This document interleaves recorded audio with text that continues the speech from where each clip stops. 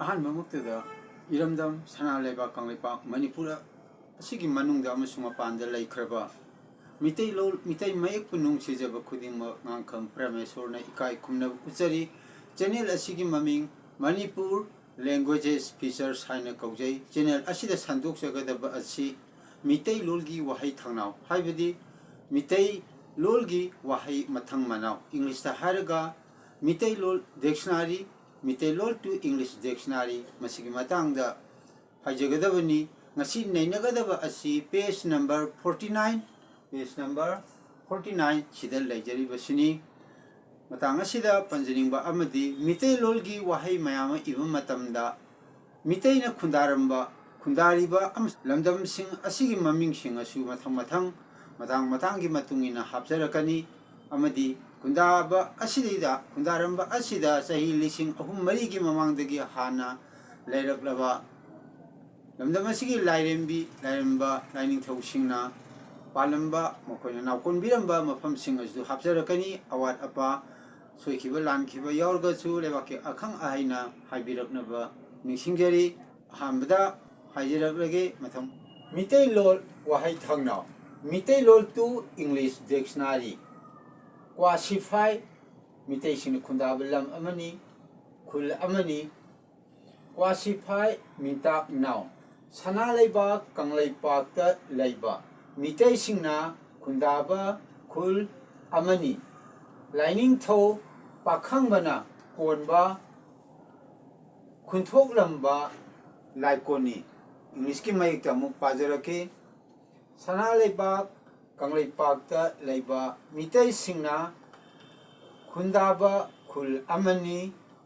lining tho pakhangbana konba khunthok lamba laikoni english ta haraga a name of village settled by Meeteis. These villages settled by Meeteis and Meeteis are protected by lining thau god pakhangba.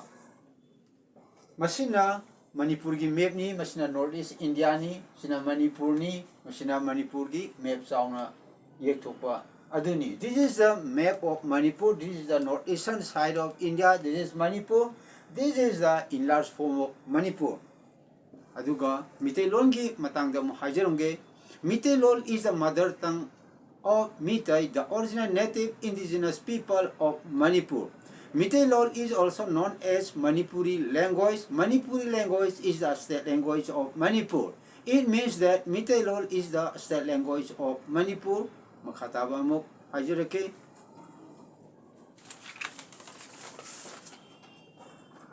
lamdam masida lairiba tangdu laitadraba phibam asigi matangda tengthakna khatang ningsingjaba amadi mitei sing ase miramdagi lakpa mi singna amadi makhoigi mateng pangba singna hatpa tupa kaya amatorok lokotagi mitei sing ase mirau khona thalle maramaduna tentakko wafang amatang hajarangge sang hajedragaju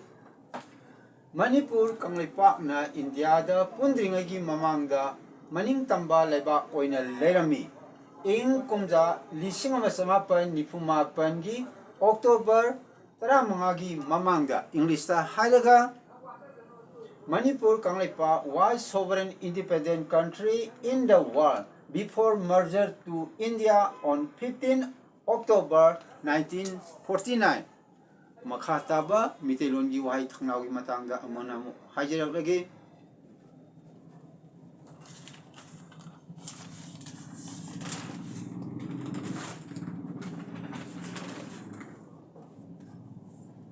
wahai chaniga maudrani pan subada kyamgai masina lamdam asida laiba iramdam sana laiba kanglaipak ta laiba Meetei singna khundaba lam amagi mamingni kyamgai mingtak now kanglaipa Manipur da laiba Meetei singna khundaba khul amani lairembi panthoibina konba khunthok lamba laikoni English ki mayek tang ibdang pajarake kanglaipa Manipur da laiba Meetei singna khundaba khul amani lairembi panthoibina konba khunthok lamba laikoni English ta haraga these villages and Meetei settled here are bring up and protected by Lairembi goddess Panthoibi. Mafam asida panjariba Kyamgai haibasi kara kupsana hairabada Kyamgai haibasi Kyamgai makha lekai haina asumaina kunthol matangda asumna pambiram yedu panjabani awada pa leragasu mayamna haibirau Meetei khul mayam atopa miramdagi lakpa jati singna Meetei muthatnaba honarapa amadi Meetei gi yek tare singa se phiran mai tharpa mayam asina maram oiraga Meetei na khundaramba sahi ngasidagi sahi lising ahum mari gi mamangdagi hauna lai haktakta haiba tare makhoi gi matamdagi laba khul singa se Meeteilol gi dictionary iba matamda tangai phadana hapta yadabagi hapjarapani awara pa somam yaurbasu lamdam asida leba khang aiba mayamna sil inau mayamna ipa ipal mayamna haibiro mathangi upload taw matamda semdoknaba honajage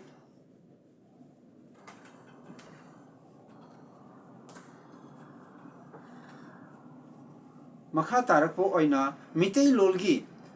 wahai sing asi Meetei mayek tagi English ta ithori ba asi matau karam tawna Meetei mayek tagi English ta ithokadage haibagi lonchat lon grammar gi matang desu hapet ten takpa katang panjaramge hana mamangda panjabagumna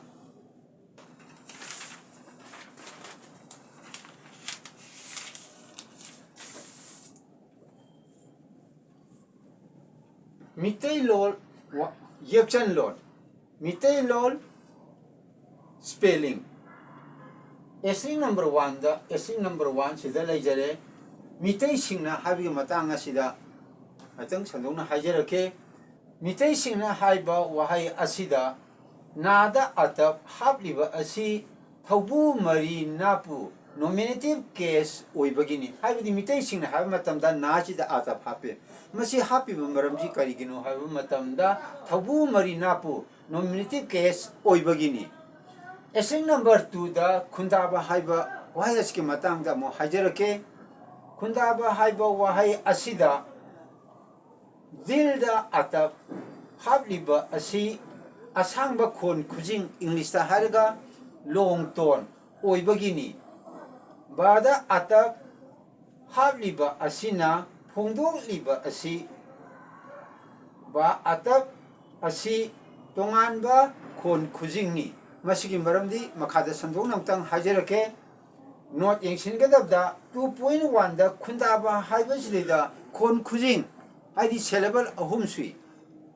kun da ba English ta iba matamda kun da ba adu S3 number 2.2 da khundaba habsi kariga mane habda kun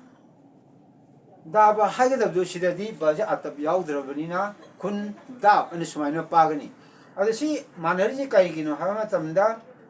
china syllable ani da loisali baja atab yaudraba matamda adina kun da ani sumaina loisali maramaduna bada atab hapa dilla atab haibas habliba singase tungan ba losal lon gi matung ina mamang da sumaya ama nenajakre matung da su mayam ama nenajar khigani maramaduna awat palerga di lebake akhang aina haibirau harauna laksinjagani ngasi digidi matanga sida Meeteilol gi Waaheithangnau Meeteilol dictionary nenajaba loijare channel asige mame Manipur languages features hana kaujai channel asibu anba yengbo orgadi channel asi like tawbiu subscribe tawbiu comment kaya bibirau awada palergadi haibirau mathangi upload taw matamda semdoknaba honajage